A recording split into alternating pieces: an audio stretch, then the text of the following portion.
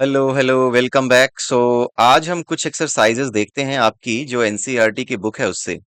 तो एनसीईआरटी की बुक में अगर आप देखें तो ये एग्जाम्पल नंबर 17 जो आपके इस चैप्टर में है, मेरे यहाँ पर तो एग्जाम्पल नंबर 17 दिख रहा है, बट द थिंग इज कि आपकी बुक में कुछ और हो सकता है। बट द क्वेश्चन इज कि compute the derivative of tan x। ठीक है, तो यहाँ पर एक एग्जाम्पल दिया हुआ है, tan x का कैसे डेरिवेटिव आप निकालेंगे। सो आई होप आपको ये बहुत आराम से समझ में आएगा। ये एग्जाम्पल में दिया हुआ है, बट हाँ, ये बहुत इंपॉर्टेंट क्वेश्चन है। ये क्वेश्चन बहुत इंपॉर्टेंट है, ये कल हमने किया था, compute the derivative of sine x, ये बहुत इंपॉर्टेंट है। राइट, तो ये आप देख लीजिएगा, यहाँ पर आप सिंपली देख सकते हैं D F x upon D X, D D X F X. सही तरीका क्या है बोलने का? D D X F X, not D F X by D X और not D Y by D X, ये बोलना ही नहीं है। D D X F X, that is the right way. अब यहाँ पर जो फर्स्ट प्रिंसिपल होता है, यही फॉर्मूला है फर्स्ट प्रिंसिपल का जो हम अब तक करते आए हैं। अब यहाँ पर आप देखिए tan x plus H minus tan x, ठीक है, वही होगा F x plus H. tan x plus H होगा, देन माइनस tan x होगा अपॉन एच। उसके बाद limit limit H tending to zero, one by H sine X plus H upon cos X plus H minus sine X upon cos x.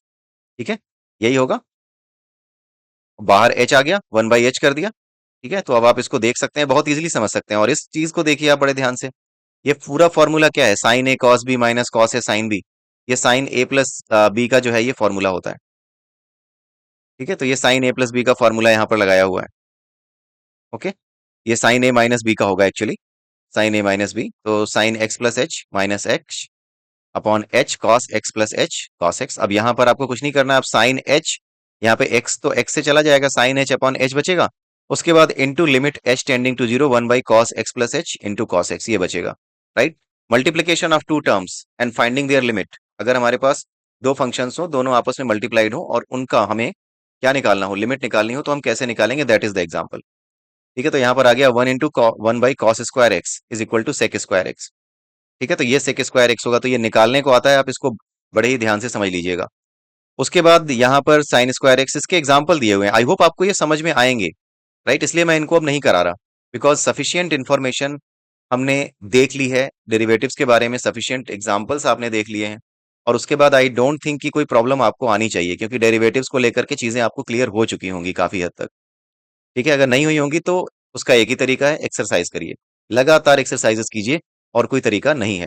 अब यहाँ पर जितने भी question है, one two three four, ये बड़े ही सिंपल हैं, कुछ भी नहीं है इसमें। X plus one by x minus one, ये दो टर्म्स का एक तरीके से दो फंक्शंस हैं जो डिवाइडेड हैं।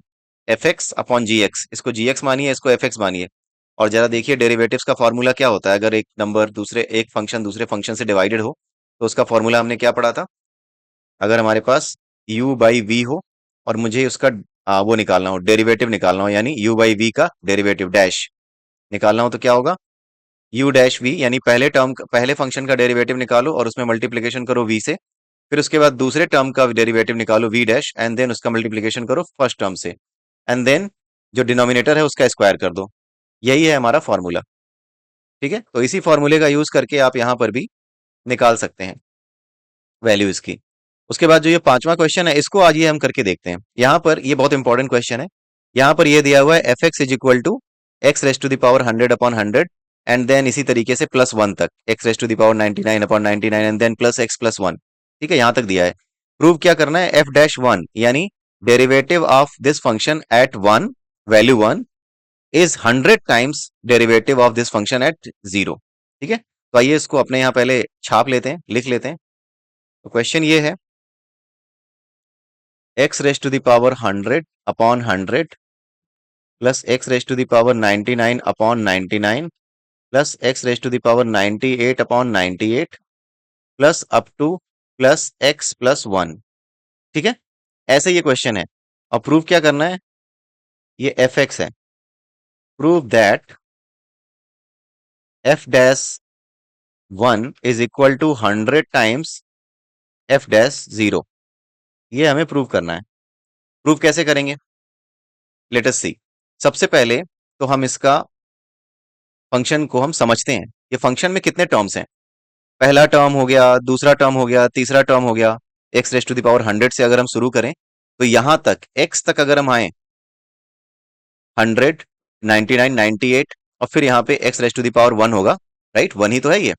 तो कुल मिलाकर के यहां तक जितने टर्म है एक्स तक कितने हो गए 100 टर्म्स, और ये वन क्या हो गया, एक और टर्म हो गया। तो टोटल टर्म इस एफ एक्स में कितने हैं, 101 टर्म्स हैं। समझ में आया? X raise to the power 100 से शुरू हुए और x raise to the power 1 तक गए, तो टोटल कितने हुए टर्म्स यहाँ तक, 100 टर्म्स हुए। और साथ में वन एक और लगा हुआ है, तो इसका मतलब है कि 101 टर्म्स हैं यहाँ पे टोटल। ठीक है, ये बड़ी इंपॉर्टेंट इन्फॉर्मेशन है, इसको प्रूव करते समय ये कंफ्यूजन करती है। ठीक है, हालांकि आप समझ जाओगे, इतना कंफ्यूज करने वाली भी चीज नहीं है, बट द थिंग इज कि कई बार लोग कंफ्यूज हो जाते हैं।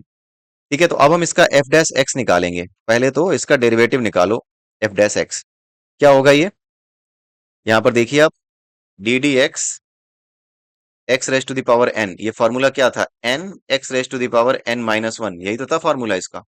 अब इसी फॉर्मूले से हम इसको सिंप्लीफाई करते जाएंगे, तो क्या आएगा, 100 into x raise to the power 99 upon 100 plus x raise to the power 99 x raise to the power 98 upon 99 होगा, plus 98 x raise to the power 97 upon 98। ऐसे ही प्लस अप टू, यहां पर जब आप आओगे, जब आप x का वो करोगे, डेरिवेटिव लोगे, तो क्या बचेगा, वन बचेगा, और वन का डेरिवेटिव लोगे तो वो जीरो होगा, क्योंकि किसी भी कांस्टेंट नंबर का डेरिवेटिव क्या होता है, जीरो होता है, उसका डिफरेंशिएशन जीरो होता है। क्यों? क्योंकि कांस्टेंट है, कांस्टेंट का कोई स्लोप होएगा ही नहीं, वो हमेशा एक तरह से ही चलेगा। कांस्टेंट का स्लोप चेंज होगा ही नहीं, क्योंकि वो तो कांस्टेंट है, उसमें कभी भी एंगल चेंज नहीं होगा, वो एक जैसा ही रहेगा, कांस्टेंट ही रहेगा। ठीक है, इसलिए कांस्टेंट का डेरिवेटिव हमेशा जीरो होता है, क्योंकि डेरिवेटिव, जैसा कि मैंने आपको बताया, derivative is the slope of the curve. अगर आपका वन है तो ये तो एक कांस्टेंट टर्म है, ये तो एक फिक्स स्ट्रेट लाइन होगी, और स्ट्रेट लाइन पे कोई कर्व होता ही नहीं है, जीरो एंगल होता है वो तो। ठीक है, इसलिए ये जीरो हो जाएगा। अब यहाँ पे आप देखिए, 100 से 100 गया, 99 से 99 जाएगा, 98 से 98 जाएगा, क्या बचेगा, x raise to the power 99 plus x raise to the power 98 plus x raise to the power 97। ठीक है, और प्लस अप टू वन तक आएगा। तो ये 100 टर्म था ना, पहला टर्म कौन सा था, 100वां टर्म था, 100 टर्म था। तो ये आपका जो टर्म है, ये 100th टर्म है actually, x raise to the power 99 देख करके आप इसको 99th टर्म मत समझ लेना, क्योंकि आपने इसका डिफरेंशिएशन किया है। बट था ये कौन सा टर्म, 100th टर्म था। इसलिए जब आप यहां तक आएंगे, वन तक, क्योंकि उसके आगे तो जीरो है, उसको आप लेंगे ही नहीं, तो यहां तक जब आप आएंगे, यहां से लेकर यहां तक, तो कितने टर्म हुए, टोटल 100 टर्म हुए। ठीक है, अब आप क्या करिए, इसकी वैल्यू निकालिए वन पे, एफ डैश वन निकालिए। तो एफ डैश वन क्या होगा, one raise to the power 99 plus one raise to the power 98। ठीक है, प्लस होता रहे, प्लस वन तक, फिर प्लस जो जीरो था उसको छोड़ दीजिए, यहां तक पूरा का पूरा कितने हैं, यहां तक पूरे टर्म कितने हैं, 100 टर्म्स हैं। तो यहां पर अगर आप इसको वन को 100 टाइम्स जोड़ेंगे तो कितना आएगा, वन को one plus one plus one plus one ऐसे करके 100 टाइम्स तक अगर आप आएंगे, तो वैल्यू कितनी आएगी, 100 ही तो आएगी। एक को आपने 100 बार जोड़ा, यानी 1 इंटू 100, यही तो होगा। एक को वन प्लस वन टू हुआ, one plus one plus one three हुआ, तीन बार जोड़ा तो तीन आया, 100 बार जोड़ोगे तो 100 आएगा, वन को जोड़ते जाओगे तो, सिंपल सा मैथमेटिक्स है। तो f dash one is equal to 100। अब हम निकालते हैं F dash zero.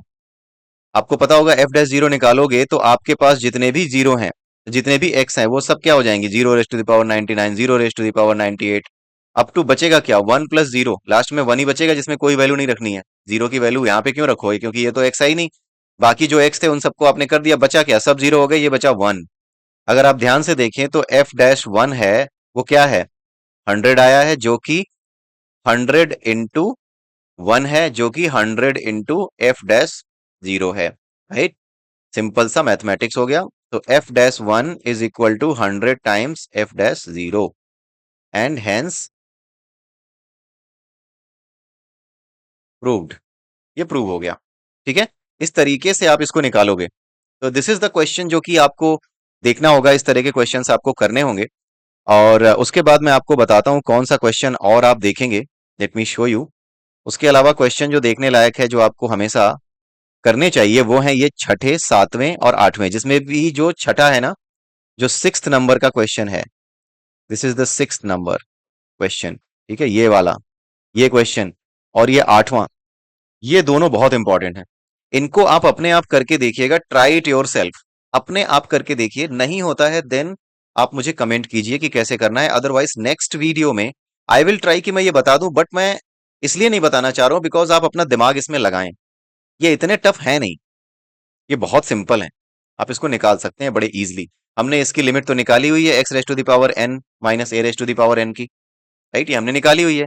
So what is the problem, आप कर लोगे इसे, ठीक है। आइए कुछ और देखते हैं, अगर इसमें कुछ ढंग का लगता है तो ये करके देख सकते हैं। ओके, यहां पर 10वां क्वेश्चन है, find the derivative of cos x from first principle. This is also very easy, right. मैं आपको केवल हिंट दे रहा हूं कि कैसे इसको करना है। I am not going to show each and every question, ठीक है। हम आपको सॉल्व करके नहीं दिखाने वाले हर क्वेश्चन, क्योंकि जितना समझाना था वो समझा चुके हैं और जो इंपॉर्टेंट क्वेश्चंस हैं वो हम करा भी चुके हैं। बट हाँ, वही दो हैं जो छठे और आठवें हैं, उसको मैं कोशिश करूंगा कि अगली वीडियो में बना ही दूं। अदरवाइज आप खुद भी करके देखें तो ज्यादा अच्छा रहेगा। मेरे ख्याल से आप पहले खुद करके देख लें कि आप कैसे करते हैं, कैसे उसको सॉल्व करते हैं। अदरवाइज कल मैं इसकी वीडियो लेकर के आऊंगा, ठीक है। अभी हमें क्या देखना था, वी हैव टू सी, कौन सा क्वेश्चन था, find the derivative of cos x from first principle.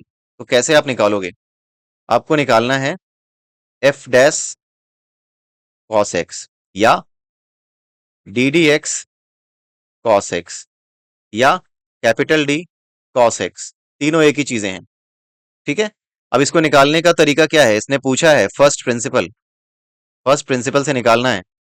First principle क्या है, फॉर्मूला क्या है, बहुत बार देख चुके, limit h tending to zero f x plus H minus f x upon h, ये है फर्स्ट प्रिंसिपल का फॉर्मूला डेरिवेटिव निकालने का। अगर आपको cos x का निकालना है, so let me just show you, limit x tending to zero cos x plus H minus cos x upon h. अब यहां पे करना कुछ नहीं है, ये जो है ना cos x प्लस एच, इसका जो cos a प्लस बी का फॉर्मूला है ना, इसी को आपको क्या करना है, एक्सपैंड करना है। इसको एक्सपैंड कीजिएगा, h को बाहर लीजिएगा, जैसे भी हो, ठीक है। cos a प्लस बी का फॉर्मूला क्या होता है, cos a माइनस बी का, सॉरी cos a, ये a है और ये b है, तो cos a प्लस बी का फॉर्मूला, a माइनस बी का फॉर्मूला क्या होता है, cos a cos b plus sin a sin b। आप उसी को इस्तेमाल करिएगा और उसके बाद इसको सिंप्लीफाई करके आप इसका वैल्यू निकाल लीजिएगा, ठीक है। तो आइए कुछ और देखते हैं जो कि आपके करने लायक हो, जो मैं आपको बता दूं। मतलब करने लायक तो सारे ही हैं, जितना एक्सरसाइज करेंगे उतना अच्छा है, बट ये वो क्वेश्चंस हैं जो मैं आपको बता रहा हूं, इनको बार बार लगे हाथों दोहराते रहिएगा। You need to repeat them continuously. मतलब बाकी क्वेश्चंस तो आप लगाते रहिए, बट जो क्वेश्चंस कॉन्सेप्चुअली आपको स्ट्रांग बनाते हैं ना, उन क्वेश्चंस को ये मत समझिए कि आप रट रहे हैं, उन्हें बार बार करिए, क्योंकि वो आपके कॉन्सेप्ट जो हिले होते हैं ना, उसको वापस सेट कर देते हैं, क्योंकि सारा खेल कॉन्सेप्ट का है। इसलिए जो क्वेश्चंस कॉन्सेप्ट आपके हिलाते हैं, या जो क्वेश्चंस आपके कॉन्सेप्ट्स के बेसिस पे बने होते हैं, उन्हीं क्वेश्चंस को बार बार रिवाइज करना होता है। एक्सरसाइज और रिवीजन दो चीजें हैं, let me tell you the difference. One is exercise, mathematics में एक चीज है एक्सरसाइज। एक्सरसाइज के लिए any question, any new question, आप कोई भी नया क्वेश्चन उठा लीजिए एक्सरसाइज के लिए, ठीक है। डजेंट मैटर आप कहां से उठाते हैं, बेस्ट बुक जो मुझे लगती है वो आर डी शर्मा की लगती है। आप आर डी शर्मा की बुक उठा लीजिए, नए क्वेश्चंस करते जाइए, बट जिन क्वेश्चंस को हमने किया है ना, वो सारे के सारे, या जो फॉर्मूले हमने डिराइव किए हैं, जो चीजें हमने समझी हैं पूरे के पूरे इस वीडियो में, वो सब के सब क्या होते हैं, कॉन्सेप्चुअल। जो कॉन्सेप्चुअल चीजें हैं ना, उनका रिवीजन इंपॉर्टेंट है। ये गलती बहुत से लोग करते हैं कि मैं एक क्वेश्चन उठा लूंगा और उसके बाद एक्सरसाइजेस करता जाऊंगा। एक्सरसाइजेस में होता यह है कि लगातार अगर आप एक्सरसाइजेस कर रहे हैं, तो हो सकता है कि डिफरेंट टाइप के आप एक्सरसाइजेस कर रहे हो सकता है कि आप रैंडम एक्सरसाइजेस कर रहे हो, तो वहां गलती हो जाती है। वहां पे क्या होता है, एक ही तरह का क्वेश्चन आता चला जाता है आपके सामने। कई बार ऐसा होता है कि दो या तीन फ्लेवर के ही क्वेश्चन आते चले जाते हैं, और फिर आप उन्हीं दो तीन फ्लेवर के क्वेश्चंस में स्ट्रांग हो जाते हो। रिवीजन क्या करता है, जितने भी तरह के फ्लेवर हो सकते हैं क्वेश्चंस के, वो सब के सब जब आप उसको रिवाइज करते हैं, तो कुछ लोग कहते हैं मैथमेटिक्स रट रहे हो क्या, जो एक ही क्वेश्चन को बार बार लगा रहे हो। नहीं, ये गलती मत कीजिएगा, ये मत समझिएगा कि अगर आप एक ही क्वेश्चन को बार बार लगा रहे हैं तो आप रट रहे हैं। नहीं, आप रट नहीं रहे हैं, आप अपने कॉन्सेप्ट्स को सीमेंट कर रहे हैं, उसको मजबूत कर रहे हैं। इसलिए दो तरीके से एक्सरसाइज किया करिए मैथमेटिक्स की, एक एक्सरसाइज के माइंडसेट के साथ और एक रिवीजन के माइंडसेट के साथ। आई होप आपको समझ में आया होगा। अब अगले वीडियो में एक दो क्वेश्चंस और करेंगे, उसके बाद हम एक नया चैप्टर शुरू करेंगे। बट आई वुड से कि कभी ऐसा नहीं होगा कि हम इन चैप्टर्स पे वापस ना आए। मतलब ऐसा नहीं है कि मैंने ये करा दिया तो करा दिया and that's it, that's the end ना, ये एंड नहीं है, इसके बाद हम फिर आएंगे, ठीक है। वापस आते रहेंगे, जैसे जैसे नए चैप्टर्स पढ़ेंगे वैसे वैसे वापस आते रहेंगे। Okay, so with this I would like to conclude today's lecture. अगले लेक्चर में फिर मिलते हैं, तब तक के लिए have a nice day and bye bye.